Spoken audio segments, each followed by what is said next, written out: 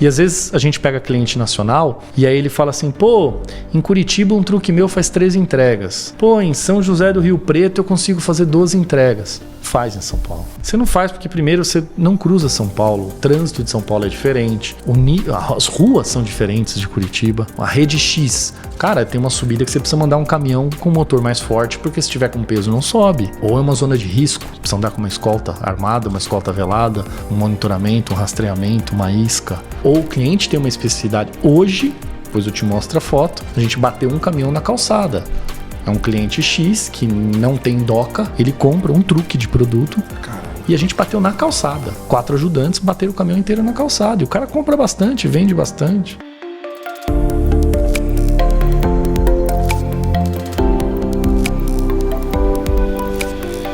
Vamos embora para mais um episódio do Para o Seu Conhecimento. E aqui estou com o amigo Rafael Jimenez, que está à frente aqui da G Martins, dando continuidade aí de um trabalho do seu Wilson. 54 anos já a G Martins tem, um trabalho fantástico, né, à frente aí da empresa que trabalha com distribuição aqui em São Paulo, né, com cross-dock, com transporte, mais de 150 veículos na rua todo dia.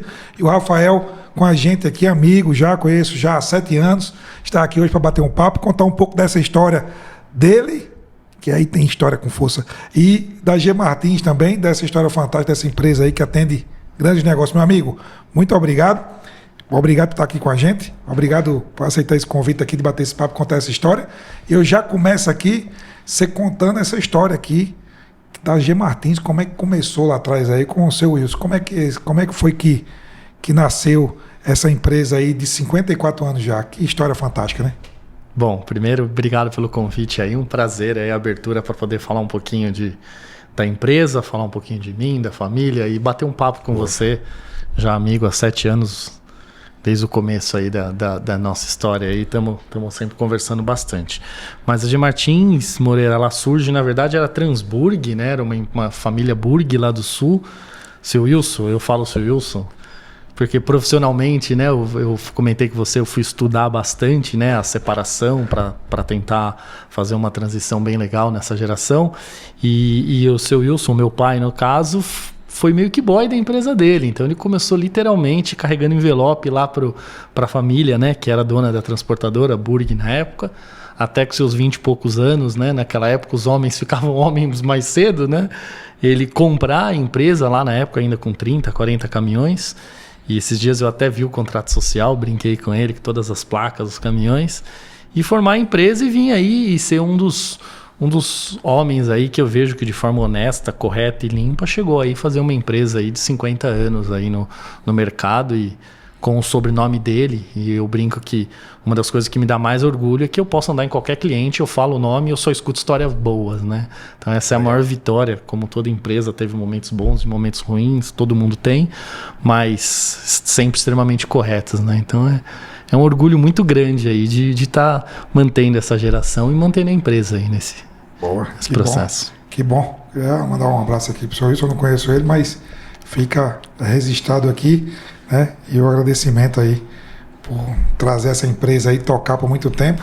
E agora a gente está aqui com você que está na 2ª geração, né? O filho aqui está tocando bem, senhor Wilson.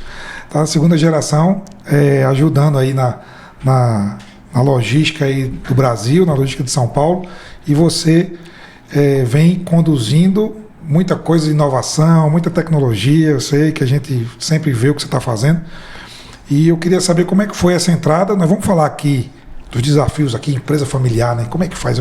Já passou muita gente aqui, meu amigo, falando de empresa familiar. Mas queria saber como é que você entra na empresa. Entrou, já nasceu na empresa, não nasceu na empresa, pegou o certificado dentro da empresa ou fora da empresa. Como é que foi esse negócio, né? Aí depois a gente já entra no assunto de empresa familiar, porque é top esse negócio. Legal. Eu nasci na empresa, eu lembro pequenininho de andar no pátio no meio dos caminhões. Então eu nasci dentro da empresa, sim. Eu lembro da minha infância lá, quando os motoristas traziam cabra para ele, literalmente amarrado no caminhão de presente. Então eu nasci dentro da empresa, comecei trabalhando jovem na empresa, mas aos 20 e poucos anos, minha mãe, muito sábia, me convidou a me retirar e andar um pouco com as minhas próprias pernas, né? Então, promoveu você ao mercado. Ela educadamente ela falou, né? Você está no último ano da faculdade, agora vai estagiar em algum lugar e some daqui. E hoje eu entendo 100%. Já entendia na época, mas foi óbvio, né? Todo sentido. E aí eu fui trabalhar um pouco em multinacional, fiquei um tempo fora, abri a cabeça, até despertar a minha vontade de voltar para a empresa. Eles, na época, relutaram um pouco até. Eu estava muito bem numa multinacional, ganhando muito bem, mas eu tinha essa vontade de voltar para a empresa da família, né, de prosperar, de crescer, de tudo. E até eu, depois de muito tempo, voltei, fui estudar bastante. Então, a minha dissertação de mestrado foi sobre empresa familiar. Estudei bastante. Na época, não estava trabalhando com a família, então não estava tão enviesado. Mas foi uma das coisas que me ajudou muito a conseguir fazer essa transição. Então, isso é uma das coisas muito legais, né? O mundo acadêmico, Moreira, ele traz muita lição. Todo mundo, né? O ser humano é muito igual e todo mundo passa pelas mesmas coisas. Então, o mundo acadêmico me ajudou muito nessa transição, tá? E nos estudos, nos artigos e depois tentar implementar isso aí nos 5 anos subsequentes. Qual foi o curso que você fez? Eu fiz um mestrado de administração de empresa. Foi? Na GV. Top. E aí você fez um mestrado baseado em empresa familiar. Qual foi o mote do negócio? Qual a conclusão que você chegou ali nesse negócio de empresa familiar, com esse estudo, com tudo? Antes de ir para a empresa ainda, de tocar a empresa. Foi antes de ir para a empresa. Foi depois que eu me formei que eu acabei voltando para a empresa. O mestrado ele foi mais amplo, ele foi em administração, né, em modo geral, mas a conclusão do curso você tem que fazer uma dissertação, né, e essa dissertação foi no assunto de empresa familiar. E aí, como uma dissertação de mestrado, você precisa estudar bastante e foi o que eu fiz para poder publicar. Tem várias coisas que você estuda que você precisa levar a sério, né? Eu vou trazer aqui algumas. Você precisa aceitar ajuda externa. É muito difícil somente um pai e filho, ou cosanguíneos, porque não necessariamente precisa ser pai e filho, mas cosanguíneos, pessoas muito próximas, familiares, conseguirem sozinho romper essa batalha. É muito difícil. Então você precisa de ajuda externa. Então procurar um bom psicólogo, um bom psiquiatra, um bom terapeuta. Os dois estando muito bem já é difícil. Imagina se existir outros produtos fora da vida profissional que estão influenciando aquilo. E aí vai desde histórias engraçadas, não é nem de perto do nosso caso, mas cunhadas. Eu pesquisei histórias de cunhadas que brigavam por filhos que tinham um carro diferente, que vão influenciar numa sucessão, que vão influenciar numa gerência, que vão influenciar numa decisão dentro de uma empresa. Então, primeiro, aceite ajuda de fora. Aceite ajuda de fora, isso é essencial. Segundo, que existem algumas regras básicas de estabilidade financeira, de conhecimento. Então, tem algumas regras básicas que você tem que cumprir. Depois a gente pode entrar aí nesses detalhes. Mas eu diria assim, de primeiro de tudo, aceite que ninguém sabe tudo, precisa de ajuda externa. Sim. Ou de um profissional, ou de uma consultoria, ou de um advogado, né? Alguém que tenha muita experiência disso. A gente falou muito aqui, né? Eu falei aqui falamos muito sobre esse tema. Que interessante você trazer. Na hora que você falou aqui na nosso briefing aqui, nossa conversa anterior ao podcast, você falou disso, poxa, eu gosto muito desse tema, vamos falar sobre isso. É um tema que a gente continuamente puxa aqui, porque eu recebo muitos empreendedores, mas eu também recebi uma amiga minha recentemente aqui, a Adriana Duarte, um grande abraço, super papo que a gente bateu aqui, especialista nessa questão de empresa familiar, né? O quanto, e ela falou, a importância de montar o acordo de sócio, né? O acordo societário, né? O plano de continuidade, né?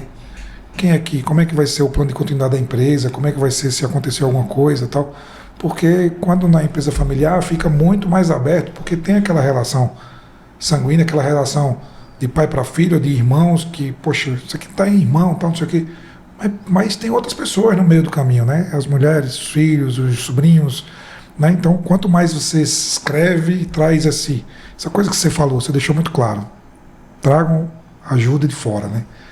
É importante porque você acaba trazendo especialistas que já passaram por muitas aquelas situações.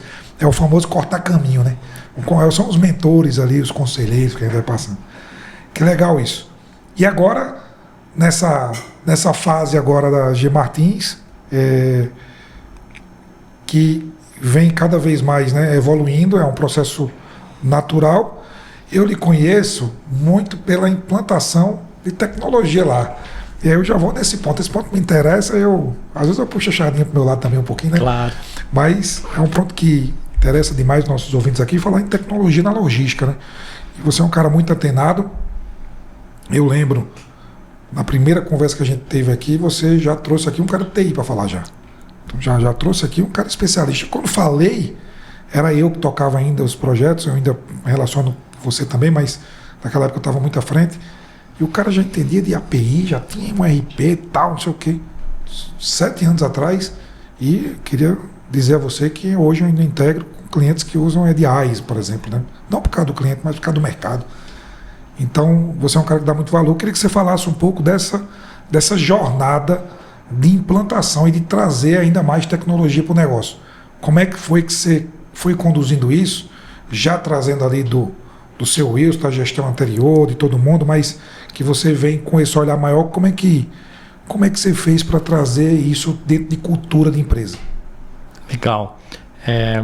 Moreira, assim, hoje o transporte no Brasil ele tem um custo muito alto, a gente sabe. Mais de 60% do transporte brasileiro é rodoviário. Se for entrar em algum segmento específico, é só rodoviário. Então a gente tem um custo de transporte alto relativo a outros países. Quando você trabalha em multinacional, você vê, eles às vezes não acreditam com os custos, porque o custo do Brasil é alto no transporte. E uma das formas de você reduzir custo é a tecnologia, né? Tem várias, mas talvez a principal é com tecnologia. E não só custo, como corrigir processo, um monte de coisa, mas uma das formas de reduzir custo é com a tecnologia. E o que a gente buscava na época, para você às vezes escalar sem aumentar o seu custo, é com essa melhoria da tecnologia. Então, na época que eu procurei você, a gente tinha lá 2 roteirizadores trabalhando para fazer 2-3 mil notas. Tá, a gente quer chegar a 12 mil notas, eu vou colocar 10 pessoas roteirizando? Não. Não é escalável, né? Não tem como. Então é só com a tecnologia que você consegue escalar. A outra coisa é você tirar as gorduras ou aquilo que é ineficiências da operação. Você só consegue saber qual é o cliente que te leva mais tempo ou qual é o cliente tomar as decisões assertivas se você tem os dados na mão. A gente fala muito de inteligência artificial, só que assim, né, a inteligência artificial ela precisa de dados. Precisa de data lake. Se você não tiver dados para a inteligência artificial tomar as atitudes corretas, não vai sair nada de lá. Então, você precisa ter esses dados. Para você ter os dados, né, você precisa ter informação e tecnologia. Então, hoje a gente sabe em tempo real onde está cada nota, cada entrega. A gente fez uma contagem de estoque hoje, em 30 minutos você sabe onde está cada problema. Né? Se você perguntar para mim agora quantas notas estão na rua, eu sei aqui no celular em tempo real. Né? Você só consegue essas coisas com tecnologia. Então, quando eu voltei a trabalhar na empresa da família, eu sabia que uma das coisas que a gente precisava, era o caminho mais fácil, era trazer tecnologia para poder crescer sem aumentar, né, todos os custos. E aí foi quando a gente começou lá com toda essa parte de... A gente iniciou pela roteirização e pelo acompanhamento de entrega, que é o coração de uma transportadora, né, de uma distribuidora principalmente. Então, a gente começou com esses 2 e depois foi expandindo para as outras áreas. Você tem um BI hoje muito forte, eu sei que você tem muita visibilidade, né? É um negócio que você faz muito bem, Dashboard. né? Dashboard, né? Visibilidade, você sabe tudo que está acontecendo. E tem uma coisa que você me falou também, que você se comunica muito com seus clientes. Você já faz esse trabalho por sua conta, né? Não estou nem falando aqui em MyTrack. Claro, o MyTrack ajuda, traz essa visibilidade, mas vocês trouxeram essa cultura, você conseguiu lá com a sua equipe trazer uma cultura de visibilidade, de informação em tempo real e trazer isso para o cliente. Como é que o cliente vê isso? Você precisa ser verdadeiro e essencial para o seu cliente, né? Regra básica. Para você ser verdadeiro, você tem que dar transparência. Se você não der essa transparência, ferrou. Então eu vou te dar um exemplo, eu comentei acho que já com você, eu vou te dar um exemplo que eu preciso informar que um motorista está em tal local. Às vezes a gente usa um motorista agregado, não é aquele agregado que já tem um relacionamento, é um agregado esporádico, e ele pode passar uma informação não tão correta. E você às vezes passa a informação para frente para o cliente, né? E aí quem está sendo verdadeiro, quem está sendo falso não é o motorista, é você para o cliente. O cliente é meu, né? Nosso, né? Na verdade. Então assim, você precisa ser verdadeiro. E aí você precisa das ferramentas para poder fazer isso e ter esse relacionamento próximo com o cliente. Quanto mais transparente, mais verdadeiro você for o cliente, mais próximo você vai ser. E vai ganhar confiança. Então, assim, todos os nossos clientes, a média, não tem nenhum cliente lá com menos de 8 ou 10 anos. A gente tem cliente com 14 anos e que confiam na gente, né? Isso eu acho que é o mais importante. Boa. dessas informações que está passando o tempo todo, né? O tempo inteiro. Né? Não só informações, mas também no relacionamento das pessoas, da empresa. Quem audita o cliente é a gente. Então hoje um dos dashboards que a gente usa, que você já viu, é o que posiciona onde está a nota em tempo real. Então o cliente vê se ela está no armazém, em separação, em carregamento, em rota, em devolução ou se o canhoto está digitalizado. Né? Todos os status que a gente fala ali do order fulfillment, da cadeia. E o cliente que audita a gente, porque todos os clientes têm acesso a todas as notas dele. Então não dá para eu falar para você que eu já carreguei uma coisa que eu não carreguei. E nenhum funcionário consegue alterar aquilo. Então hoje, né, a gente usa, por exemplo, o MyTracking. O cliente só fica sabendo quando está na rua quando o cliente aciona o MyTracking. O motorista aciona o MyTracking. Quando ele dá o início de viagem, que a tela fica branca, que a gente brinca lá, começou a roteirizar, o status da moda muda em rota, né? E automaticamente o cliente está sabendo disso. Então, às vezes acontece do cliente me ligar e me cobrar uma coisa que nem eu estou sabendo. Pô, voltou tal nota, que absurdo. Eu falei que não era para voltar, como é que nós vamos resolver isso? Porque ele já viu na ferramenta que nem a minha equipe está sabendo. O motorista deu um retorno de nota, a gente está sabendo. Mas quer coisa melhor do que ser auditado pelo seu próprio cliente? Sim. Né? Então, essa é a... transparência, né, que você Total. falou, né? E você falou outra coisa que é interessante, né, que eu acho que junta muito com fazer uma ligação aqui meia, né, complexa de se entender, mas quando eu falar você vai a governança, né? Se a gente falou em empresa familiar e como é importante essa governança, você falou uma coisa interessante, né? Ninguém consegue alterar os status, né? Quanto que essa governança é implantada lá? O que é que você faz? O que é que você tem tanto de processo que amarra informações, não só tecnológicas, mas também no processo, né? E a importância disso ali para o seu cliente final. Governança de dados, né? Governança, né, de segurança. Sim, é o que eu sempre falo, Moreira. Você tem que ter processos. O mais difícil não é nem desenhar o processo, é fazer com que as pessoas mantenham nesse processo. Porque até a governança no final, para você ter uma governança, você precisa desenhar um processo para definir as normas daquela governança. E o mais difícil é fazer as pessoas manterem o processo. Essa é a grande dificuldade. Passar o que para quem e fazer com que aquela pessoa continue com aquilo. Isso é o mais complexo e é o que a gente luta todo dia. A gente tem hoje, né, num dos podcasts eu vi já algumas pessoas comentando mudanças de geração. Como é que a gente está tratando com essa geração nova? Todo mundo passa por essa dificuldade. Nós precisamos aprender a lidar com eles de formas diferentes. Pensam de forma diferente, às vezes mais rápido. Então a gente tem que acompanhar. Como é que você faz com que essa pessoa siga um processo, uma rotina às vezes? Que é um grande desafio, né? Nós temos uma dificuldade hoje com o horário. Eu cresci ouvindo do seu Wilson, do meu pai, né? Do meu pai no caso, que tem que ser o primeiro a chegar, o último a sair, que o olho do dono é que embolha o gordo, aquelas coisas que a gente cresceu ouvindo das gerações anteriores. Hoje as novas gerações não veem o horário como uma coisa, veem muito mais produtividade. Sim. Então eu entrego produtividade, não interessa o horário, eu até concordo, mas dependendo do processo, você não consegue fazer isso. Então às vezes um monitoramento de caminhão, cara, as entregas começam às 6 da manhã, 6h15 tem que ter alguém para atender o motorista. Se eu não tiver alguém sentado na cadeira às 6h15 para atender o motorista e dar a tratativa daquela ocorrência, vai dar problema. E às vezes eu vejo isso no próprio cliente. Cara, não consigo aqui também, tá difícil. Então, voltando na sua pergunta, eu acho que a governança você só consegue com processos e hoje a dificuldade é os processos. O que a gente faz lá para tentar manter a governança é isso, é tentar desenhar os processos. Deixar os processos sempre o mais correto possível, até onde cada um vai. Então, o seu perfil de alçada de solução é até R$150. Acima de R$150, você vai para tal pessoa que é até 300. Acima de 300, liga para o chefe. Né? Então, você cria esses processos para tentar deixar a operação rodando, fluindo. Legal. Conseguir viajar 20 dias. Né? Você tem que, até porque, né, a gente fala assim, né? Aquele negócio, né? Acho que você falou do seu Wilson falando sobre o olho do dono que engorda boiada, né? Todo o tempo. E aí hoje você olha, tem todos os coaches e mentores falando, o dono não pode estar no negócio direto, tem que ter independência. E ao mesmo tempo eu aqui, cara, eu faço a cruz todo dia na operação, né? Já viu essa aqui da cruz, né? O cara foi na rezadeira, você tem que fazer uma cruz, né? Na verdade você tem que passar no processo, tem que ver o que está acontecendo, né? Eu não sei como é que funciona uma empresa que o dono não está fazendo a gestão. O dono tem que estar fazendo, tem que estar olhando o que está acontecendo. Claro que não vai no micro gerenciamento, mas o dono, o diretor, o gestor tem que participar do processo e entender o que está acontecendo.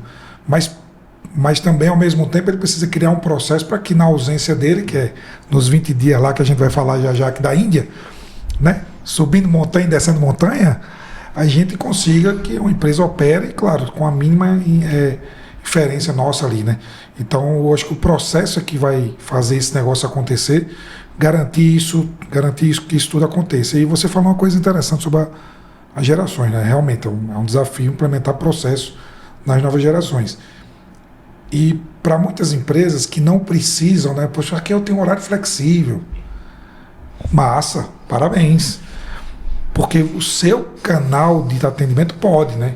Então o cara que vai entregar um desenvolvimento de software ou vai entregar um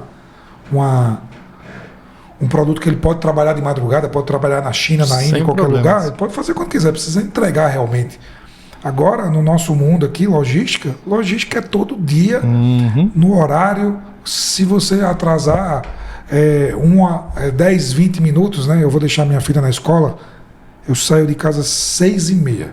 Se eu sair 6h35, eu pego 30 minutos de trânsito. 6h35.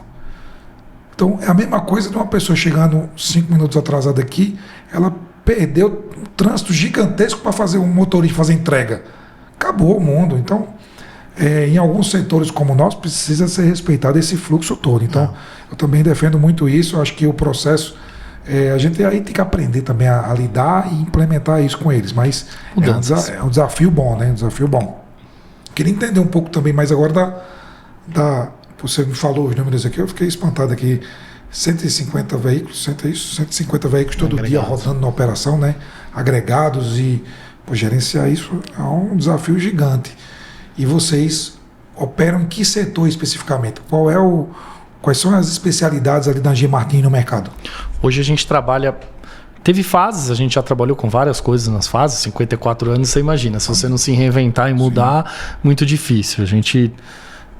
Fomos transportador oficial da Brahma, por exemplo, na década de 60, 70. Mas hoje a gente faz exclusivamente distribuição de alimentos. Tá? A gente é muito forte em lácteos, então tem muitos clientes na área de laticínios. E fazemos também açúcar, tem alguns outros clientes, mas muito focado em alimentos. Tá? Tem plantas que a gente tem veículos nossos que ficam agregados em plantas específicas. Então a gente tem planta de tempero, tem planta de pão, tem algumas plantas de fábricas, indústrias de clientes grandes que a gente tem veículos.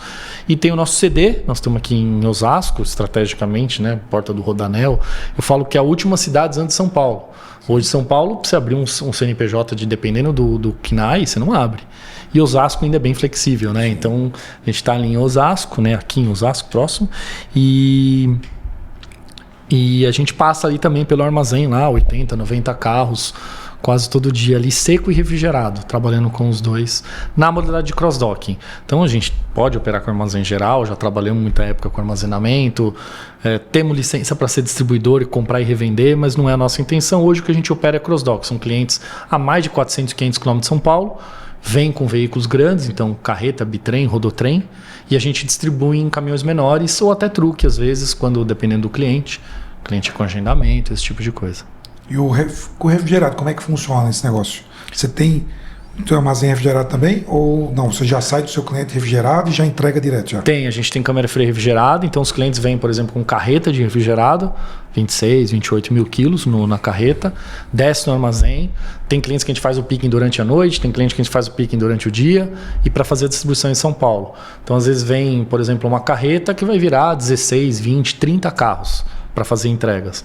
Numa carreta vem 3 truques, uma Fiorino, 5 vans, e a gente distribui isso para os mercados, para o varejo. E o seco é o mesmo processo? Mesma coisa.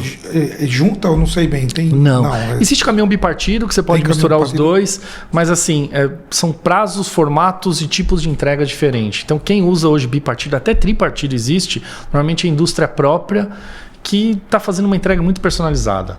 Para a gente que mistura vários clientes, né, é muito difícil você conseguir usar o bipartido ou tripartido. Então a gente opera seco um tipo de caminhão, refrigerado outro tipo de caminhão, até porque o custo é diferente, prazo de entrega é diferente, tem algumas normas diferentes. Quer dizer que você otimiza o máximo possível aquele caminhão junto com diversos clientes. Então, Sim.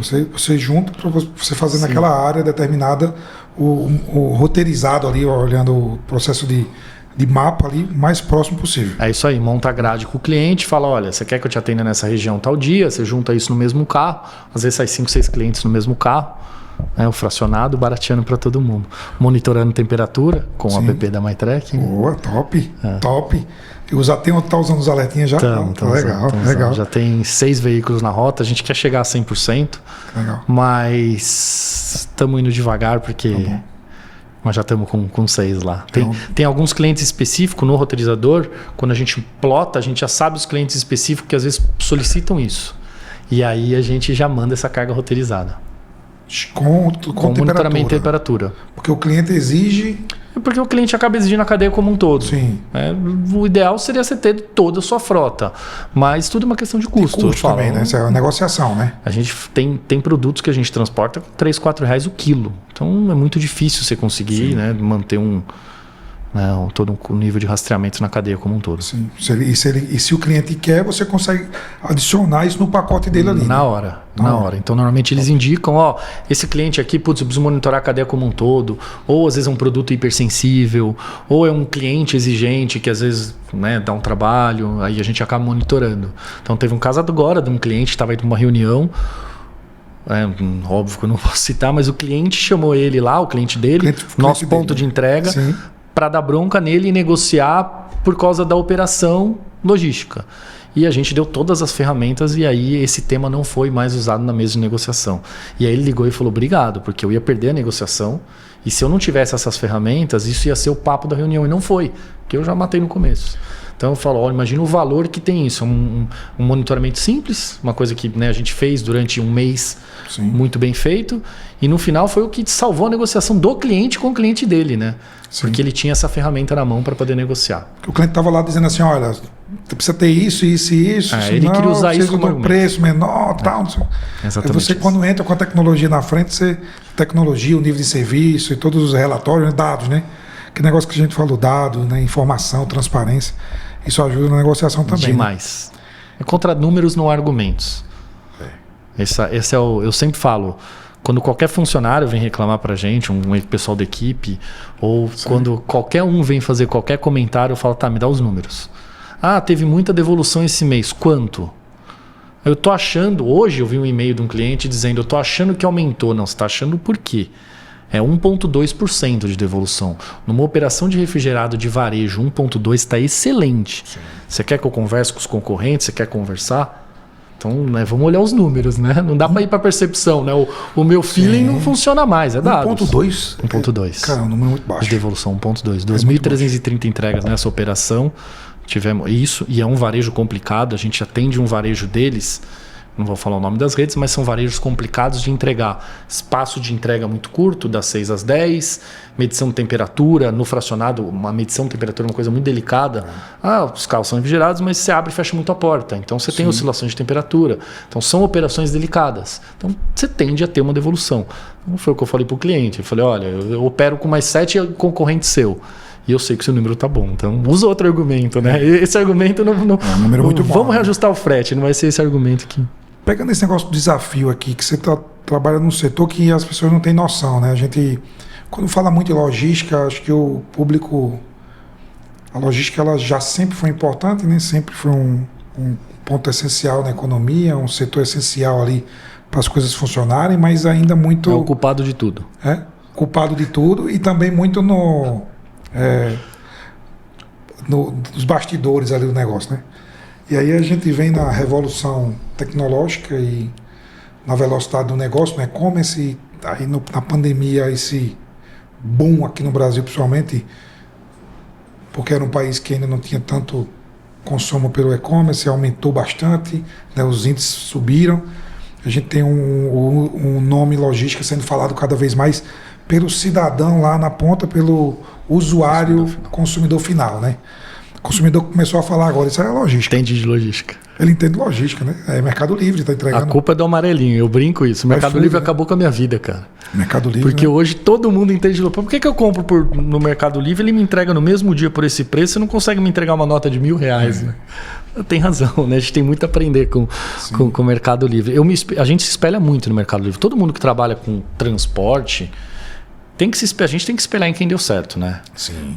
A gente tem histórias de sucesso. Se você falar de transporte, você tem uma Braspress, uma Patro, você tem pessoas no Brasil maravilhosas, a gente não precisa olhar para fora.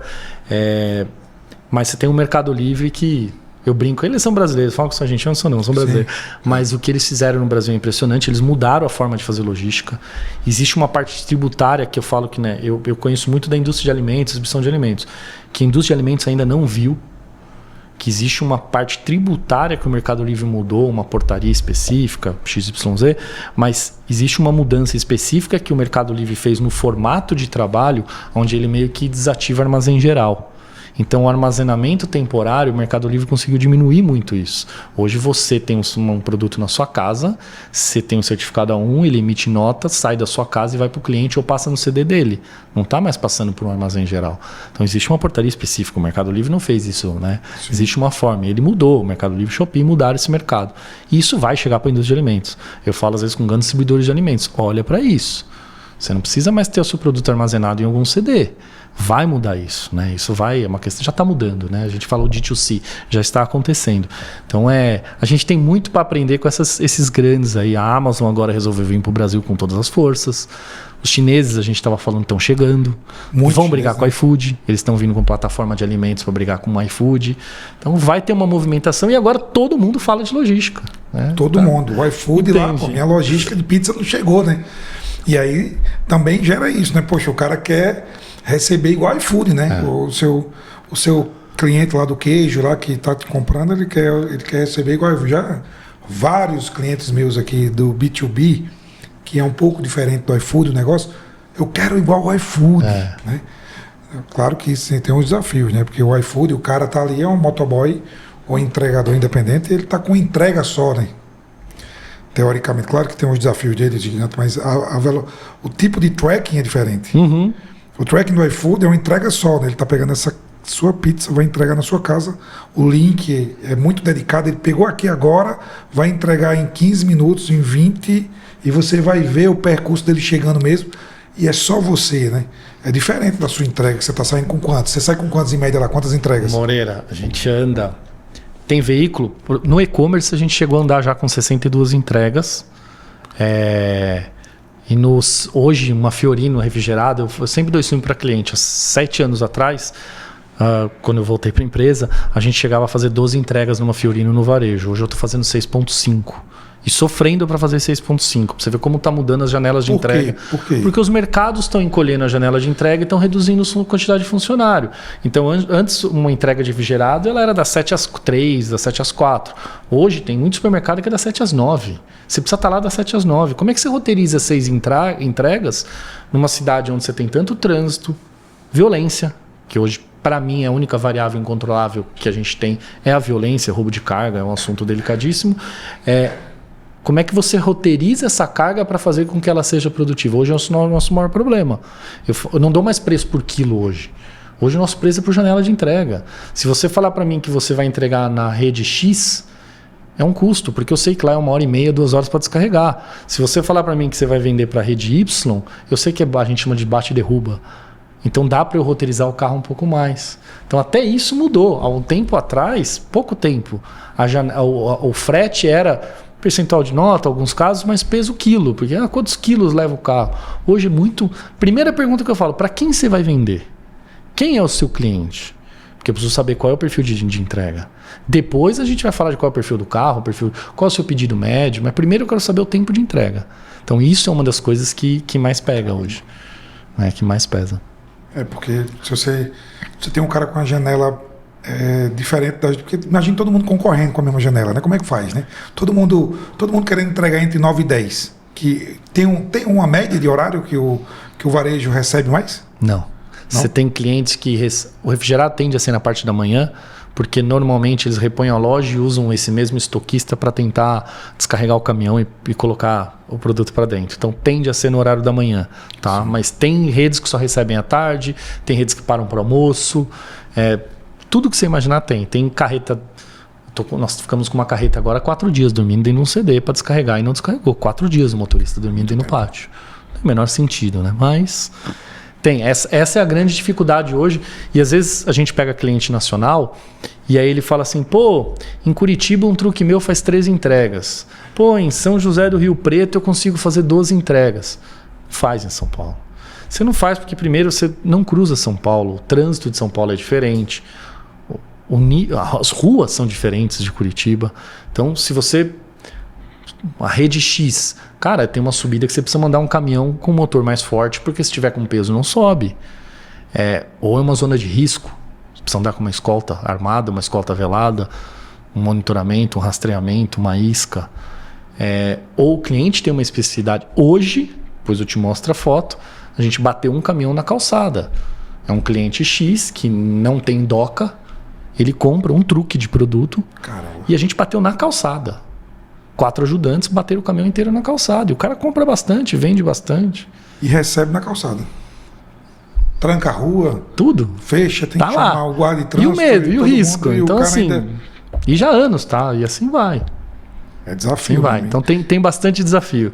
Eu brinco, às vezes eu falo pro meu pai, pro seu Wilson, eu falo, pô, não tinha outra área para trabalhar, não. Aí ele falou, escolha sua. Você que resolveu trabalhar com isso. Mas compensação também é demanda pro resto da vida, né? Porque então, Moreira, quando bate, eu falo para todo mundo, pô, como é que tá? Quando bate a crise em nós, eu falo, ferrou, já vi algumas vezes de cair o consumo de alimentos. Sim. Pandemia a gente não parou. Ao contrário, a gente trabalhou normal. Foi um momento bom, porque não tinha trânsito. Pô, pelo amor de Deus, não. Claro, no sentido de operacional, né? Operacional, né? Nossa. Mas foi um momento péssimo. Mas foi um momento operacionalmente tranquilo, mas o alimento não sofreu tanto, né? A gente comia. O que a gente fazia? Eu ficava em casa e comia. Então a gente não sofreu tanto, a cadeia de alimentos não sofreu tanto, né? O que a gente sofre muito hoje é com o formato que está mudando hoje, varejo, atacado, distribuidor, que isso a indústria está sofrendo. A gente começou falando aqui disso, porque a gente estava falando assim, poxa, o cara lá, o consumidor, às vezes o nosso ouvinte aqui, né, o seguidor, não é tão técnico, né, não é tão de logística, pode ser, pode não ser. Então tá amplo aqui o público, né? Tanto que o nome do podcast é para seu conhecimento. Às vezes, você entender a logística, que aí eu estava falando que depois da pandemia todo mundo agora entende logística, né? Mas é para você saber como é que é de fato, né? Que a gente está falando aqui nesse tema aqui, para dizer como é que é uma entrega num varejo, né? A gente já passou, ia fazer essa pergunta a você, né? Tem janela, tem pallet, tem que entregar na rua, no chão, né? Tem um que só aceita o tal do pallet PBR, o outro só aceita o pallet CHEP, um quer que você separe de um jeito, o outro com isso, um quer um lastro A, o outro quer um lastro B, e tudo isso tem que ir na formação da roteirização. Então, na hora que você vai montar a carga, você já tem que saber todos esses detalhes. Então, a gente usa na MyTracking, eu mando o perfil do cliente no roteirização e a roteirização vê o perfil e o observação, a gente chama de perfil de entrega. Ele tem essa informação antes de roteirizar se aquele cliente tem alguma particularidade. Então, hoje é um reloginho, não tem como estar na cabeça de alguém, tem que estar numa ferramenta. Né? Tem uma coisa legal aqui que, assim, lá na G Martins, o Rafael aqui, ele foi pedindo as inovações. Ele foi pedindo, né? O cara coloca uma tabela de cores aqui que vai me ajudar a visualizar. E ele estava me explicando aqui o benefício disso, né? Olhando esse lado, né? E aí, pelas cores, ver qual é a prioridade, quem é que, né? O tipo de cliente, se demora ou se não demora. Então, e eu acho legal esse negócio, pegando aqui a parte da tecnologia, que é soluções simples, né? Simples, que eu digo que resolvem problemas complexos. Olha só, soluções simples que resolvem problemas complexos. As melhores soluções são as mais simples. A gente mudou as cores, por exemplo, um cliente nosso pediu, Moreira, para a gente tratar uma lista de clientes de forma especial. Isso é um caso verídico. E aí ele falou, eu preciso que esses 25 CNPJs você trate de uma forma especial, urgente. Cliente grande, importante, todo cliente é importante. E a gente entrou no sistema em 30 segundos e mudou a classificação, a gente chama de CS, classe especial. E na tabela a gente cadastrou, na época ainda é a cor cinza. Então, no outro dia de manhã, o roteirizador chegou para trabalhar, ele falou, cara, tem umas entregas cinza aqui, o que fizeram? Putz, não te avisei, é uma classe de risco especial, esse você põe como prioridade. Se não derrota, pode pedir o dedicado, já está pré-autorizado. No outro dia, a operação que o cliente ligou para mim, né, 6 horas da tarde, a gente trocou e-mail e redecidiu, no outro dia, às 8 horas da manhã, já está funcionando. Porque o roteirizador já viu tudo cinza, aquelas entregas cinza, falou, o que é isso? Nunca vi cinza. Deu pau no sistema. Não deu pau. Calma. Fui eu que mudei, é isso. E essa você não precisa pedir autorização, você já põe no carro sozinho. Então ele viu a entrega lá e falou, bom, essa aqui é amigo do chefe, já manda direto, né? Sim. Então são coisas que a tecnologia traz, essa automação, e a gente usou esse perfil da cor. Legal. Porque o ser humano é visual, né? É visual, né? Tudo é visual, né? Que legal. Eu queria agora ir para outro tema aqui. A gente falou aqui na logística aqui que você é especialista em atender alimentos no B2B, né? Acho que a G Martins começa com esse negócio, com essa jornada, e muitos anos de experiência, né? E é especialista nisso, atende mais de 20 clientes aí com essa operação top. E agora você está com um projeto novo, fazendo parte aí de um projeto novo, né? Que é o Food to See, é isso? Food to See. Como é que é? Explica o que é o Food to See para a gente saber aqui, a nossa galera saber o que é. É inovação, é marketplace, é e-commerce, o que é o negócio? Bem resumido, Moreira, a gente, né, eu tinha um cliente, agora é meu sócio, que era um cliente nosso de lácteos, ele fazia uma mini operação de e-commerce e ele procurou a gente há uns 4 anos atrás, me procurou, já era cliente de B2C, falou, pô, faz essa operação de B2C. Eu falei, cara, eu não vou mexer com cliente final, esquece isso, não sei nada disso. Aí voltei para casa, deitei no travesseiro, eu falei, cara, mas esse é o futuro. Na época não tinha nem começado a pandemia, né, em 2020, eu falei, esse é o futuro. Tá bom, me dá esses 2 carros. E começamos a fazer com esses 2 carros e aprender com essas entregas. Então a gente aprendeu muita coisa, ferramentas novas, fomos atrás de comunicação, então avisar o cliente que foi entregue, tempo real, todas aquelas coisas. Então a gente foi atrás de várias tecnologias, porque eu ouvi uma vez um cliente, eu nunca esqueço, quem faz e-commerce muito bem faz qualquer coisa, porque o e-commerce é muito dinâmico, muito rápido. E a gente está fazendo e-commerce refrigerado. Então a gente montou uma plataforma, né, chamada Fresh Mania, para fazer entrega de produtos frescos. E aí a gente não achou nenhuma plataforma que atendia essa necessidade. Contratamos meninos, temos lá uns 8, 10 programadores, contratamos os meninos lá de São Carlos para começar a programar a nossa plataforma para atender a nossa necessidade. E a plataforma acabou virando algo muito interessante para a indústria de alimentos. Porque a indústria de alimentos quer o nosso cliente na Fresh Mania, no nosso marketplace, vamos chamar assim. Sim. Não, eu quero a plataforma. E a gente começou a vender a plataforma. Então a Food to See hoje ela opera via Fresh Mania, via G Martins, a gente faz entrega de e-commerce para muitos clientes e a gente dá a solução completa a partir do momento que a gente entrega a plataforma, o site com tudo que tem por trás para atender esses clientes de alimentos. O que é que tem na plataforma? Então, o cara que quer usar o Food to See, Food to See.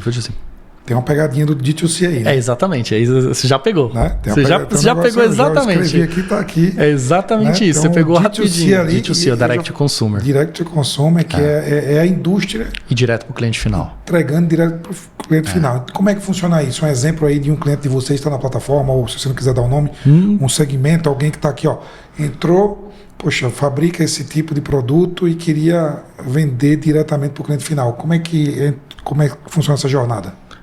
Moreira, o varejo, a indústria de alimentos, ela delegou o relacionamento com o cliente por varejo e por distribuidores. Então, a indústria de alimentos ela não sabe para quem ela vende. Essa é a verdade. Você pega uma Ambev hoje, dados, números, a Ambev tem uma coisa chamada Zé Delivery. Ela fez isso, né? Top. 2, 3%, não sei quanto que está hoje, 5% da receita deles, tá? Então é relativamente pouco. Pô, vale a pena eu ter isso? Só que 2/3, isso dito pelo SEO, agora saiu da própria Zé Delivery, 2/3 de todo investimento de marketing da Ambev vem dos dados do Zé Delivery. Porque a Ambev vende para o varejo e para o distribuidor. Mas para quem eles vendem? Ela não sabe. Mas ela precisa saber quem consome o produto. Não sabe o perfil, né? Para quem ela está vendendo? E o relacionamento? E a experiência? Como é que você troca experiência com o seu consumidor? Porque o cliente é o atacado, o varejo. Mas quem é o consumidor no final? É aquele cara que você quer atender. Sim. Então, a indústria começou a se reposicionar, a tentar ter esse contato. Ainda é uma coisa em evolução, porque é difícil você fazer essa operação de D2C ser rentável. Então, hoje a gente entrega ovo orgânico, hoje a gente entrega leite fresco. Hoje a gente já é de uma indústria de lácteos grande do Brasil, nós já somos o maior cliente de leite desnatado deles, via e-commerce. O maior cliente, quem mais vende leite desnatado é a plataforma e-commerce deles já. Então já está virando um canal de venda. Mas precisava delegar isso. Tá, e aí como que faz isso? Você tendo o seu e-commerce, você tendo a sua plataforma, você tem esse relacionamento direto com o cliente. Então você não está delegando para alguém, você está tendo esse dado. E aí a gente acompanhando com esses clientes, a gente tem visto uns dados muito malucos. Você começa a ver o que estatística chama de outlier joga fora, você, quando pega aquele dado e vai tratar em marketing, você começa a ver coisa que às vezes a indústria não está vendo. A indústria de alimento do Brasil ela é antiga. A indústria de alimento tem 50, 60, 70 anos em média, né? Da época, ela está tendo que se remodernizar. Então, para ela se remodernizar, ela precisa trazer essa tecnologia, conversar com o cliente, entender, pô, eu vou lançar um produto, qual?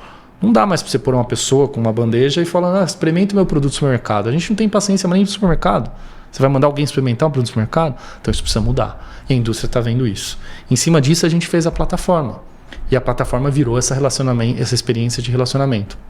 Mas para fazer tudo isso funcionar, Moreira, a gente teve que fazer, a gente chama de order fulfillment, a gente teve que fazer desde a intenção do cliente entrar no site, então você precisa mandar uma mensagem para ele, pô, entra no site, você precisa falar com ele, até o seu produto foi entregue e o pós-venda.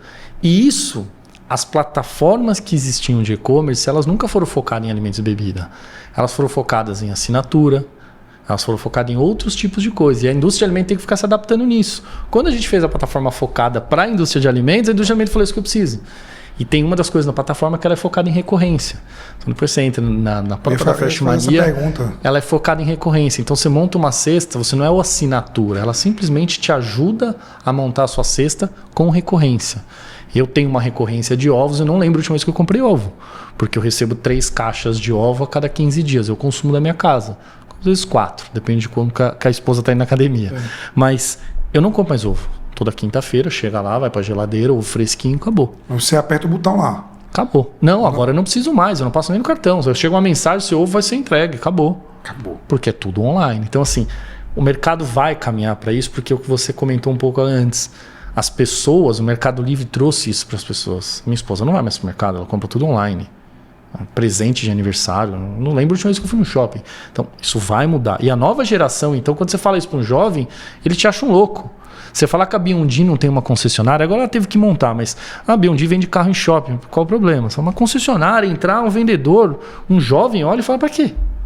Para quê? Então vai mudar. Quem não está olhando isso é maluco. Então, finalizando, a gente acabou montando essa plataforma pensando nisso. Tudo no meio dessa cadeia a gente atende. Desde ferramenta de separação, acompanhamento de entrega, aviso, tudo aquilo que precisava para fazer um e-commerce refrigerado funcionar, a gente embarcou dentro dessa plataforma. Legal, muito top. Parabéns, vou deixar o link aqui. Legal. Fresh Mania. E a Food2C. Aí dentro da Food2C, lá na Food2C vai ver todos os clientes que a gente opera. A gente opera Fazenda Bela Vista, a gente opera Scala, a gente opera Ovos Raiar. Tem alguns clientes lá para o pessoal constar. E aí fica a dica aqui, a Rafaela aqui, ó, você já fica, ela fica, né? O case do ovo é bom. É bom. Já automaticamente já chega. Já, que é Alphaville a gente entrega às quintas. Legal, toda quinta-feira. É quase um clube. Né? É quase um clube, só que você não precisa estar ali associado. Não você pausa quando você quiser, você suspende a hora que você quiser, tudo automático. Anotado, parabéns aí, legal. Top, tá aqui. Isso, e eu fiquei sabendo hoje que a entrega é feita com MyTracking. A entrega é feita com MyTracking. Que legal. Entrega é feita com MyTracking, inclusive. O MyTracking, ele te dá a possibilidade de finalizar a entrega. Quando finaliza a entrega, fica verdinho a entrega finalizada no painel. Só que vocês têm uma API que vocês devolvem para o cliente informando a data e hora de entrega. Devolve para você lá. Nessa API, a gente manda para o cliente um WhatsApp, via WhatsApp API homologada, tudo bonitinho, informando se a entrega foi finalizada, coloca o produto na geladeira em tempo real. Então, hoje o que dispara o WhatsApp API nosso homologado, né, para o cliente é o start do motorista com o MyTracking. Top. Então hoje você está homologado com o WhatsApp API também, de certa forma. Também. A gente envia muito aqui também, envia muito API pelo nosso. Porque às vezes o cliente contrata direto. É que já manda direto. Você é um case que eu super admiro demais, porque você investe muito em tecnologia, né? A empresa, a G Martins, inclusive eu peço muito a você para os clientes ir lá, porque tem uma maturidade. Eu não estou aqui falando aqui. 12% da receita líquida, no mínimo. em informática, em sistemas. Eu falo informática, o pessoal de tecnologia fica... Não, eles ficam putos. Eu falo, gente, eu tô velhinho. Mas a gente investe 12%. 12% da receita líquida. Da receita investida em tecnologia. E eu não estou falando aqui que eu estou na sua frente. Por que eu peço muito a você para os clientes ir lá? De vez em quando os clientes vão lá no Rafael visitar e eu... Adoro vender. Sem combinar com ele aqui, se quiser ir lá, ele recebe, né? Você recebe lá. Vai, maior prazer. Tem dashboard lá, tem tudo na operação. Né? Eles mostram o roteirizador, tudo. Eu falo, só não gosto que seja concorrente muito direto. Pode ser concorrente direto, só não quero que seja muito direto. Mas não tem concorrente, só tem amigos. Amigos, é verdade. Eu gosto de ir lá porque você tem uma maturidade tecnológica muito interessante. Esse negócio do WhatsApp mesmo, nós temos aqui também, nós enviamos direto. Mas sabendo que você envia lá, é top demais você fazer isso. Porque você, além do ter o nosso dado, você tem outros dados. Sim, a gente faz mensagem personalizada, com o nome do cliente, DATIO, um monte de coisa. E você tem dados internos, né, de intralogística, você tem dados da temperatura da câmara frigorífica, se você quiser mandar, você tem dado de validade, possivelmente, que o WMS pegou, né? Então, assim, são coisas que essa maturidade tecnológica ajuda e você faz isso tão bem, por isso que a gente admira tanto. Eu vou pegar aqui o convidado aqui de hoje, aqui nós temos sempre o convidado, depois você filma aí o Davi aqui, o Davi Muniz está aqui com a gente aqui assistindo. Sempre tem um convidado aqui, um colaborador nosso escutando nosso podcast. Hoje é o Davi, que é do suporte. A importância não pode falhar nunca, porque senão ele não recebe lá e não manda o WhatsApp para o cliente dele. Olha a importância, né? Eu recebi aqui também outro amigo que é cliente também da Master, o Fábio, e o Fábio atende da Master Express. Eles fazem em média 100 mil coletas e entregas em São Paulo, Porto Alegre, Curitiba, de exames médicos. Legal. Você faz um exame médico no Fleury, posso até dizer, no Fleury mesmo, então, ele precisa ir de um local para o outro, eles que fazem a logística. Legal. E o MyTrack é usado lá para fazer isso tudo. Não pode atrasar nada, porque qualquer problema na API que manda para o Fleury, que manda para o cliente dizendo que está a caminho, que o exame, que o sangue, que não dá problema. Aí eu começo a falar aqui para o nosso time de suporte, eu já reforço, viu? Não pode falhar não, porque a entrega lá do Moreira, hoje o MyTrack online. Se eu perder hoje o MyTrack em um dia, eu perco um dia de entrega. Ou eu fico pior ainda, eu fico cego. Que é pior do que perder. Eu preferia não carregar aqueles caminhões e não pôr caminhão na rua, do que eu ter... São 12 mil entregas, eu ter quase, 700, 800 entregas na rua sem ter a noção do que está acontecendo. Então não tem como ficar sem hoje, pelo amor de Deus. E essa velocidade de integração de volta, né? Que aí quando a gente olha, por que tem que integrar tão rápido? A gente fala muito no mercado hoje de integração. Você quando foi aqui há 7 anos atrás, você já veio com essa cabeça de integração, né? Mas eu falo muito, integração, API, vai e volta. Quantas mil APIs, quantos mil retornos, né? Nosso tráfego aqui, a gente recebe 12 mil, mas deve retornar... É vezes 4, né? É vezes 4, porque vai e volta, vai e volta, vai e volta. E ainda tem os tracking, né? Porque uma entrega, retorno, tal, quantas vezes volta. Então é vezes, 10, um exemplo. Pelo menos. Né? Então, olha o tanto de informação sendo trocada em tempo real. Então isso é muito importante. Não vai aumentar a minha mensalidade no banco. Não, depois a gente conversa. Tá? Já fizeram a conta agora. Olha lá, eu falo, tá vendo? Deu um tiro no próprio pé. Eu fiz ele fazer essa conta, 100 mil, a latência tá grande. Né? Caramba. Então, mas é uma coisa que a gente olha e fala com os clientes e olha a importância da integração e ele ter robusto lá também, que é o que você tem lá. Você tem uma equipe de TI, você tem API, você tem um banco de dados, você tem nuvem, AWS, você estava falando aqui, né? Como é que está tudo na nuvem e tal. E isso tem essa questão de governança e de robustez ali do negócio. A estabilidade das APIs, API há 10 anos atrás era uma coisa totalmente diferente. Hoje é muito mais fácil você fazer uma API e tudo está integrado. Nós hoje temos, no nosso RP, 7 APIs espetadas. Então a gente fala com vocês, com seguradora, com outras coisas. Tem 7 APIs espetadas lá em tempo real. Estáveis, mega estáveis. Raramente cai um servidor, a gente precisa resetar alguma coisa. Então é altamente confiável. É simples, porque uma vez que você fez bem feito, não cai mais. Receitinha. A gente teve 2 meses que, e esse campo e aquilo depois? Acabou. Nunca mais. Então assim, e é o caminho, não tem outro caminho. Uma das coisas que eu acho que hoje a gente, como empresário, tem que começar a olhar vai acontecer cada vez, porque hoje as pessoas estão pegando nichos e especializando. Então hoje, A gente, lá atrás, lembra, eu comecei a fazer um roteirizador, aí eu vi, falei, mas já tem alguém pronto que cobra isso? Qual a lógica que eu vou ter que fazer? Sim. Deixa ele investir, evoluir, eu trago essa API para dentro e ser parceiro dele. Estamos de mão dada. E cada uma dessas tecnologias estão se especializando. Então, por exemplo, emissão de documento, emissão de CTE, eu fazia lá dentro de casa. Só que toda hora sai uma portaria, muda alguma coisa, eu não tenho nem fiscal para monitorar isso. Então, pega essa startup, trouxemos lá uma startup, colocamos os meninos lá, estamos investindo horrores, mas eu já estou pronto para se mudar qualquer coisa, já está rodando com os meninos. Eles são especializados nisso. Quem é especializado em seguro? Esse cara. E você vai espetando essas APIs. Então, às vezes, eu chego num cliente, né, nessas indústrias mais antigas, você fala, não, vamos integrar via API. O cara, mas API, o meu TI é difícil. Eu já falo, ferrou. Porque eu vou ter que pôr 3 funcionários para monitorar isso. Como é que eu vou ficar subindo? É porque eu fico mais louco, subir canhoto. Sim. Que agora cada um contrata o seu app e pede para você subir o canhoto. Aí eu explico, eu falei isso hoje para um cliente. Eu falei assim, eu tenho o meu app e eu coloco no mesmo carro, às vezes 12 clientes, 8 clientes. Eu não posso pegar um app de cada cliente. Então eu ponho no meu e se você quiser eu te mando a imagem via API. Te manda a imagem via API. Mas eu não vou usar, não tem como eu chegar para um motorista, frota, agregado, eu mesmo, e falar, olha, nessa entrega você abre esse app e tira foto. Não. Agora nessa entrega você abre esse app e tira foto. Não dá. Então, eu como distribuidor, se você quer usar carga fracionada, tem que ser dessa forma. Se você quer 10 carros dedicados, eu vou usar o seu app e vou te atender com o seu app. Aí eu faço o app na sua foto, na sua imagem. Mas se você quer o fracionado e andar comigo, você precisa ser nas minhas regras, senão eu fico maluco. Exatamente. Né? Só que assim, se você abrir uma API, eu te dou a imagem. Mas eu não quero abrir meu banco porque... Então, amigão, quer que eu ponha 3 funcionários? E aí tem cliente que paga. E eu me sinto mal para você colocar um colaborador para fazer uma coisa altamente repetitiva. Hoje, os funcionários estavam numa reunião falando com um cliente lá, a equipe. Eu falei, gente, mas é uma loucura isso. Não faz sentido contratar uma pessoa para subir uma imagem num link. Em 2025, isso é improdutivo, não é correto. Mas a gente vai chegar lá. O tempo aperta as pessoas a fazer. Aperta e vai acontecer. É um desafio. Rafael, eu passo por esse desafio aqui diariamente com os clientes, com as transportadoras principalmente, né, que é um desafio dos embarcadores, alguns deles abrirem essa API e também até ter robustez lá para integrar, para receber dados, para receber um base 64, um link de uma imagem que ele quer receber, mas é um caminho sem volta, não tem sentido, como você falou. Não tem sentido nenhum um transportador estar andando com 4, 5, 6 apps, o motorista está doido.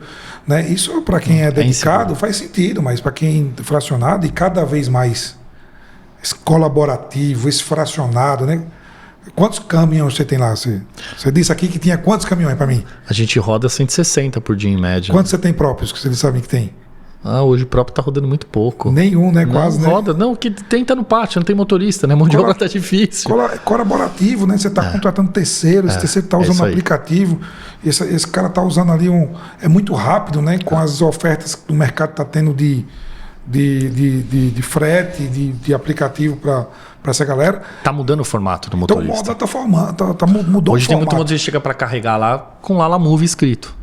Tem problema? Fala, não, coloca o adesivo que você quiser, não tem problema. Mas o cara, às vezes, ele faz entrega para mim, seco e refrigerado, e à tarde vai fazer lá na Move, aí ele vai fazer Uber, não sei o quê, e tá certo. Se a partir do momento que ele escolheu ser autônomo, esse é o caminho, vai embora. Você tá dentro da lei, tá todo mundo legal, vamos embora. Tá tudo correto. Mas a gente tem que se adaptar a isso, né? Senão... E aí é um desafio que a gente traz aqui, eu acho que você trouxe muito bem, dos embarcadores, de olhar essas aberturas de API, né, de olhar essa necessidade de receber os dados, porque o aplicativo tem na ponta, tem tecnologia demais, né? Tem o MyTrack aí, tem outras soluções no mercado, mas, claro, o MyTrack vai na frente. Tá? Mas, Moreira, eu não entendo, nós somos uma empresa de médio porte, né? A gente tem que saber se reconhecer, nós somos uma empresa de médio porte.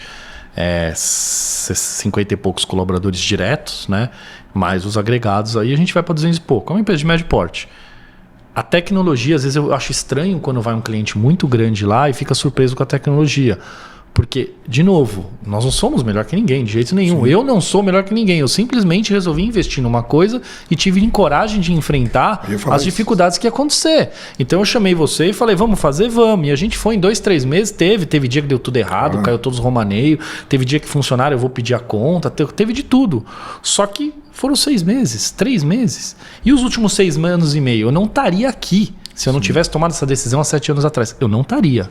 Moreira, eu não estaria, porque eu não ia ter crescido no formato que eu cresci, incluindo e-commerce, que a gente está fazendo, incluindo microfracionado, incluindo outras coisas que eu não ia ter condições de atender e eu não ia ter sobrevivido. Essa é a verdade. A gente não ia estar aqui se nós não tivéssemos tomado esse passo. E às vezes as pessoas têm medo, eu falo, como é que você tem medo de algo que você não tentou? Se você falar para mim, eu tentei com 3 automações de API, com 3 plataformas e as 3 deram errado, eu vou falar, pô, cara, tá bom, você tem razão. Ou você tá errado, reveja tudo, ou então você é um cara mais azarado do mundo. Mas não vai acontecer isso, porque se não der na primeira, na segunda vai.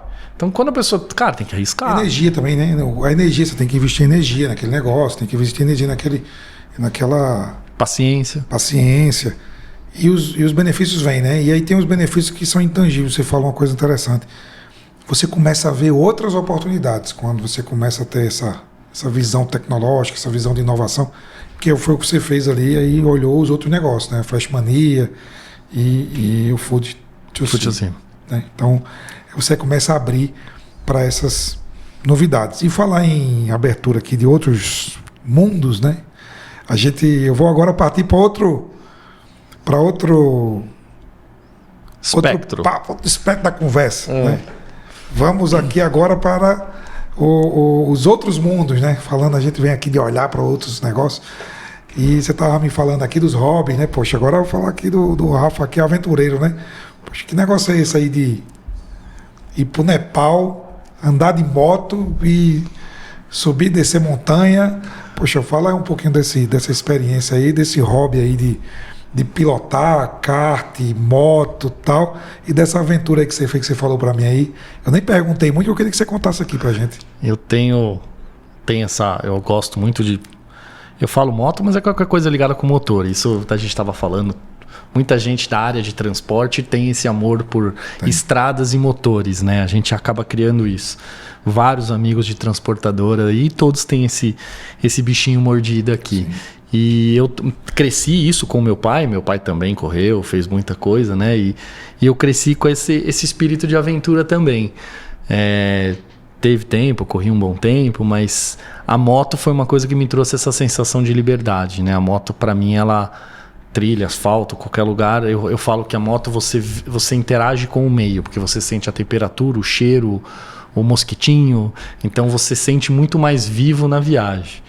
Agora, recentemente, de algumas viagens que eu já fiz aí mais malucas, essa foi uma das mais legais.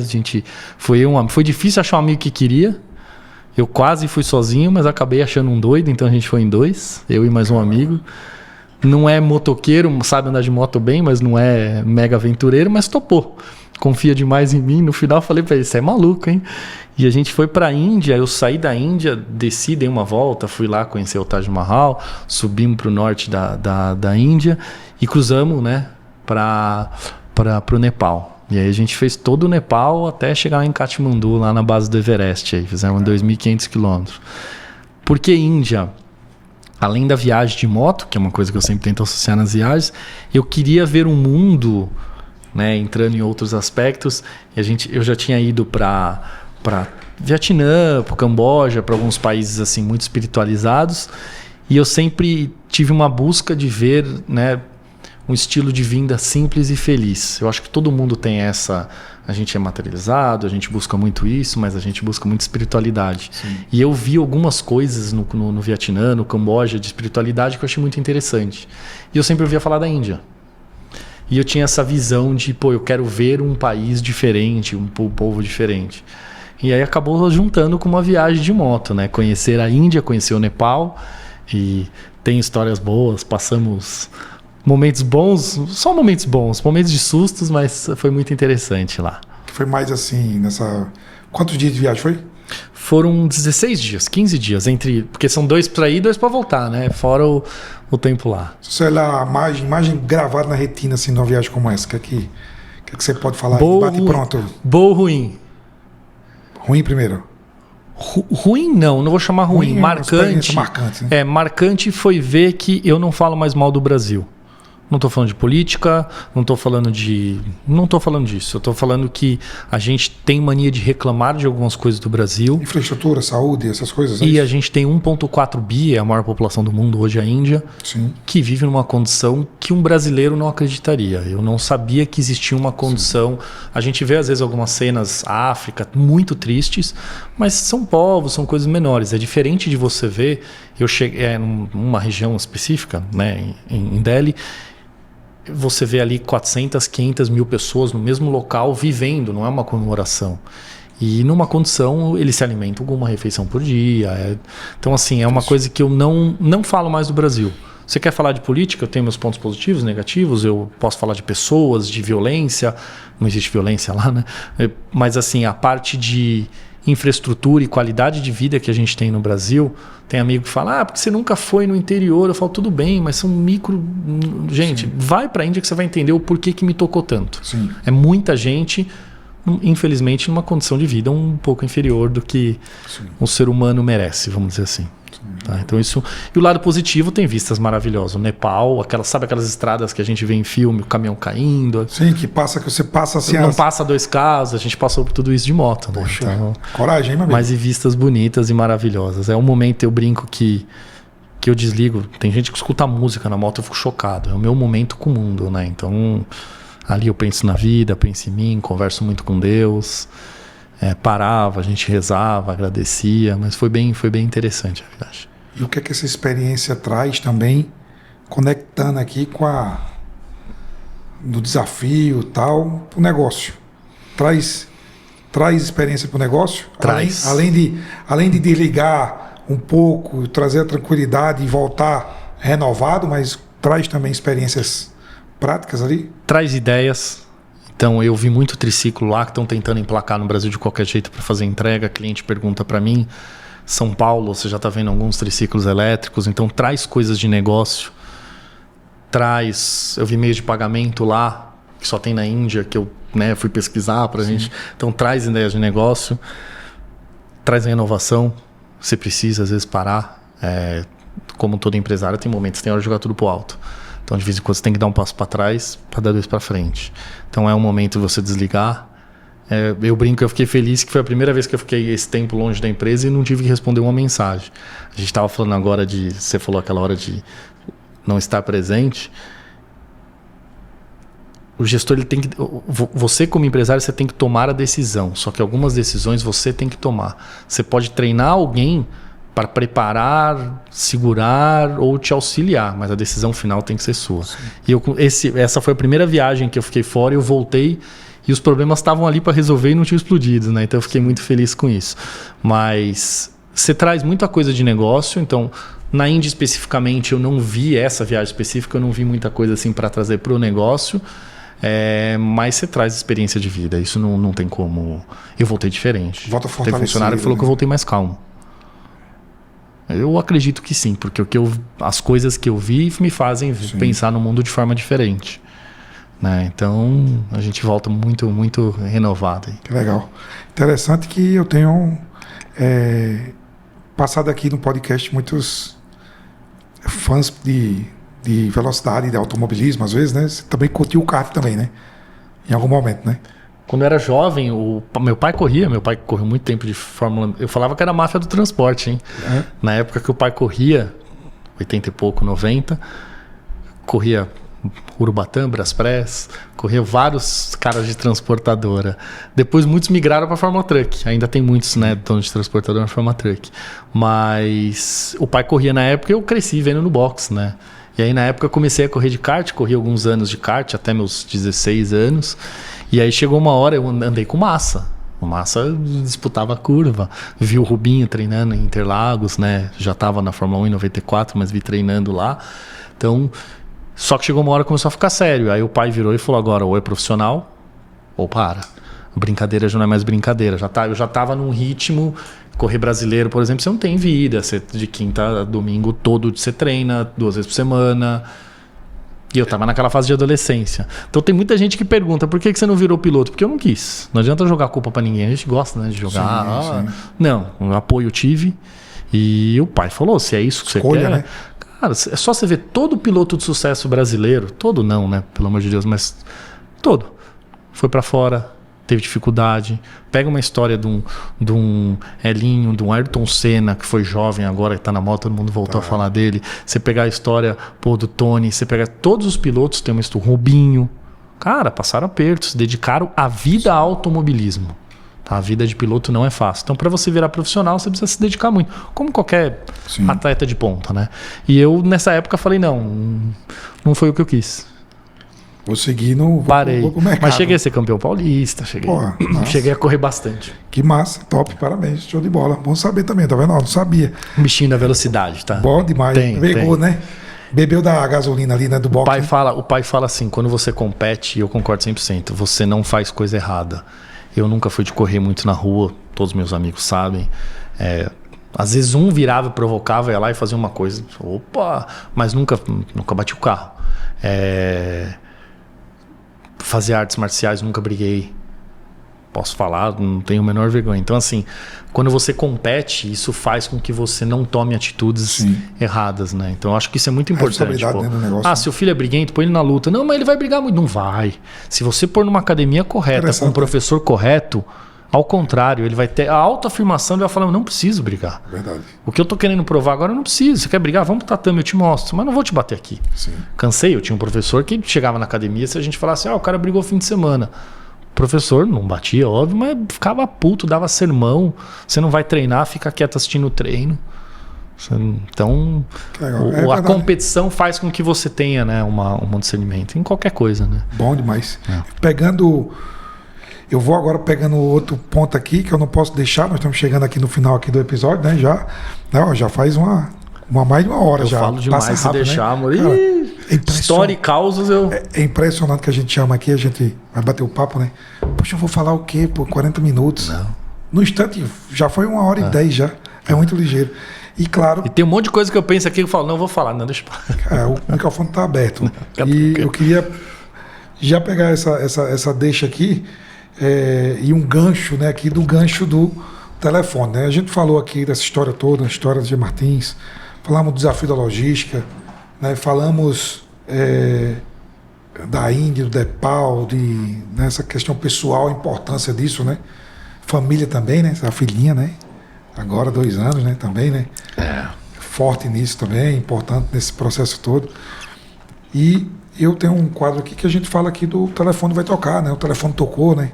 Poxa, aí, o telefone tocou várias vezes, vai tocar na nossa vida e a gente atende, puxa, às vezes é uma surpresa boa, às vezes é um desafio, às vezes é um cliente, às vezes é um negócio, às vezes é o seu Wilson lá dizendo, vem aqui que agora é para você tocar, tal.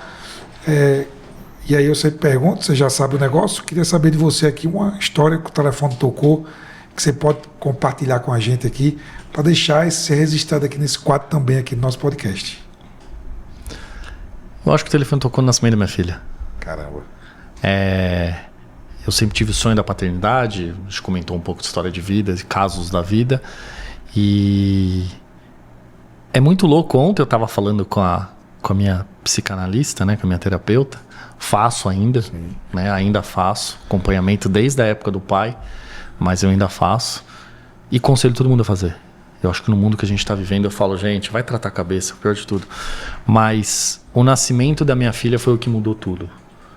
É uma responsabilidade, é uma coisa inexplicável. Esses dias eu estava vendo um podcast, alguém falando, não entendo por que alguém quer ser pai, só dá trabalho. Não consigo nem entender uma visão dessa, mas eu já passei por lá, então deixa.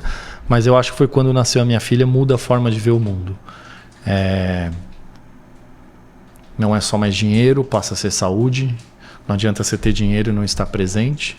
Não adianta você ter dinheiro, estar presente e não ter saúde. Não adianta você não ter dinheiro, estar presente, não ter saúde e não ter cabeça. Não adianta você não ter dinheiro, não ter presente, não ter saúde, não ter cabeça, não ter um ambiente colaborativo. Não adianta... Eu faço a lista inteira. E qualquer um que você tirar dessa lista vai desbalancear. Eu, por estar fazendo psicanálise há muito tempo, gosto de estudar, eu brinco, né?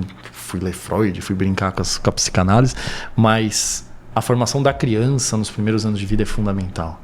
Então, assim, você precisa estar 100% antenado com tudo em tempo, porque é ali que vai formar aquela criança. Então, o telefone tocou o dia que a minha filha nasceu e eu vi que o mundo mudou. O mundo ficou mais colorido, o pessoal fala de peso, não tem peso nenhum, simplesmente vi um mundo diferente. Tive algumas coisas muito interessantes, Moreira, para mim, que ainda bem que eu estava em terapia. A minha terapeuta falava muito uma coisa para mim que eu não entendia. Ela falava, calma, que amor de pai se constrói. Mãe, quando sai da barriga, já tem esse amor incondicional. O pai é construído. Eu falava, por que ela vai falando isso? Aí quando nasce, você olha e fala, tá, e aí, vai ficar chorando, é isso? Aí eu lembrava dela falando, calma que é construído. Cara, primeiro sorriso... Já construiu o mundo tudo, muda, né? O mundo muda, tudo começa a fazer sentido. Tem como explicar, você sabe. Esse telefone é muito bom, viu? É. A minha eu também tocou aí forte, hein? É a hora que... 12 anos já. A sua tem 2, né? Falar de coisas boas, né? Tem telefones que tocou em momentos ruins. Eu quase perdi minha mãe. Pai infartou. Meu pai infartou. Tive que levar ele para o hospital correndo e sobreviveu. Então tem coisas ruins que o telefone tocou, mas são um aprendizado de vida. Vamos olhar as coisas boas. Eu acho que é o nascimento da filha. Esse legal. Que legal. É o que fez a vida ter razão, vai. Vamos. Top demais. O telefone tocou aí, tá gravado, viu, Helena? Aí, né? Um dia você vai escutar isso aqui, você vai ver. O telefone tocar, você vai lembrar. Pode ser que não exista nem telefone, nem do jeito que a gente... nem desse jeito aqui. Esse ela já não conhece, né? Esse aqui as já crianças de hoje conhece, já não sabem usar. Sabe nem usar. E o telefone tá aqui, né? Você deve ter escutado em algum podcast, mas é um analógico porque ninguém sabe quem liga, ninguém sabe quando é que vai tocar, né? Não tem horário, não tem dia. A ligação vinha de um orelhão, vinha de um telefone público, vinha de outro, vinha de um telefonista em alguns momentos atrás, né? Inclusive, né? Tinha os telefonistas lá dos negocinhos. Espetava. Você ia pra casa de alguém e ficava esperando. Meu pai conta, eu não peguei, mas... vai ligar terça-feira às 3h. Aí ficava lá esperando, né? Poxa, então... Esse telefone aqui... Hoje eu falo, acho que mais com a minha irmã que mora em Londres do que com o meu irmão que tá em São Paulo. Impressionante, né? Mais com ela do que com ele. Falo o dia inteiro, no WhatsApp, não sei o quê. Muito mais com ela do que com ele. Muito rápido, mudou demais, né?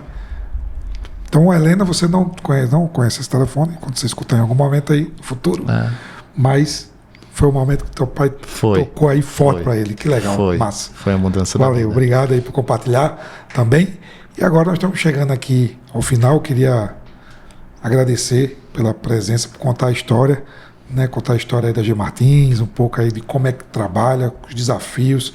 Foi um podcast fantástico. Muito obrigado demais. E eu agradeço não só pela MyTrack, mas pela parceria aí de sempre aqui, por você ter vindo aqui com a gente também. Agora eu deixo com você sempre palavra final, microfone aberto para o convidado. Manda o recado que você quiser mandar, qualquer assunto é com você, meu amigo. Putz. Pegou, agradecer? Né? Não, peguei. Agradecer primeiro. Obrigado por abrir o podcast. Sim, meu primeiro podcast. Já tinham me convidado, mas não eram podcasts assim, com amigos, bate-papo. Não tinha muito porquê falar só de negócio. Eu não sou professor, não tenho ainda essa intenção, então não tive... Então foi o primeiro. Obrigado por abrir esse espaço para bater um papo com um amigo, conversar um pouco, falar de vida, pai, família, filho, transporte, o que a gente gosta, né? E é isso, falar que estamos aí à disposição para conversar. Obrigado também por poder falar deixar até para o pai, isso vai ser legal também. Acho que é um presente para o pai também. Ele deixou aí um brinquedo legal pra gente aí, né? Uma surpresinha, legado bom pra gente mexer. E ele tá feliz aí com o que a gente tem feito, mas é uma oportunidade também de mostrar pra ele que estamos aí lutando e batalhando pra deixar tudo justo e perfeito. Que legal. Muito obrigado aí por essa mensagem também. Mensagem boa aí. Seu abração, né? Um abração pra toda a galera aí da G Martins também, né? Que faz parte dessa história também. Então fica aí um abraço para todo mundo. Obrigado, meu amigo. Valeu mesmo. Valeu. Galera, isso aqui foi mais um Para o Seu Conhecimento. De verdade, aí a operação logística, você vê que não é só iFood, não. É muita coisa aí, é desafio, meu amigo. Com Rafael Gimenez aqui da G Martins contando a sua história e contando como é que faz logística no Brasil. Obrigado. Não deixe de assinar aqui, de seguir, assinar o sininho, marcar o sininho para receber notificações quando tiver um novo podcast, assistir os outros episódios, não deixe de assistir, muita gente bacana passou por aqui também, né? E seguir nossas redes sociais para o seu conhecimento. Hoje aqui com a participação especial no estúdio aí do Davi Muniz, participando com a gente, de convidado, produção top aqui do Gabriel Leal. Valeu, meu amigo, muito obrigado. Valeu, galera, obrigado. Valeu, meu amigo. Valeu, Top. Obrigado, mais um super episódio. Valeu.